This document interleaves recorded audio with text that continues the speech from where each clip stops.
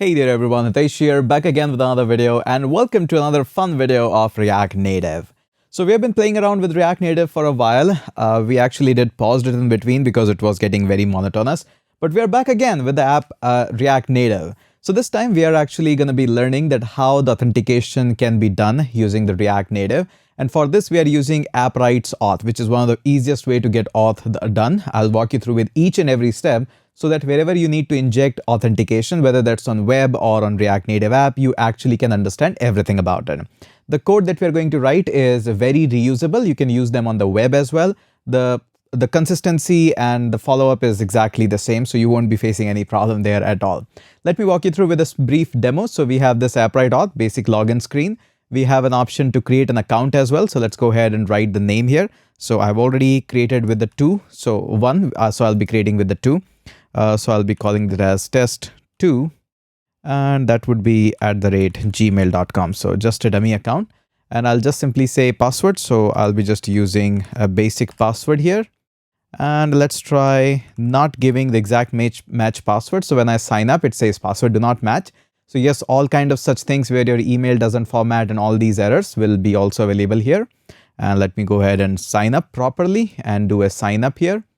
And once you do a quick sign up, it just loads you up there. We will be loading up the Appwrite cloud and all these images. You can load up any image that you wish. And we'll be simply saying retrieving some data from the auth, and we'll be displaying them up here. So it's really simple. We can simply hit the logout, and that gives us logout successful, which is a snack bar available in React Native. We can go ahead and do a sign up again. So let's call this one as test2 @gmail.com. And if we go ahead and provide a wrong password, so let's just go ahead and do a wrong password. So if we do login there, again, a snack bar, it says invalid password. So either login or password, you check them out. Let's go ahead and provide a proper one. We can do a login again. So it's a both flow there. We are having a sign up flow as well as we are having a login flow. We have some control routes where if we go and do a logout, we cannot go back onto this one. So if I go ahead and do a logout, no matter how many back times I click that, I actually don't go back onto the login screen. So this is exactly what we'll be building. For building this, we'll be using just the basics of Appwrite. So here it is. We'll be using Appwrite Cloud because that's the easiest one. You can set up a local host for that as well. And I'll be just going in the personal project. So this is our auth. This is what we have. If I click up here in the auth, we have enabled two of these user IDs that we have. We can check out the usage as well, that how much registered user and all these things are here. So we can see that the graph, I'll just move it outside of the screen. So we have 2 users which are performing some read operations. So all these data is available to me. So this is the basics of it, how it goes and how it works. Really absolute basics that you can actually work around, and you can also have settings.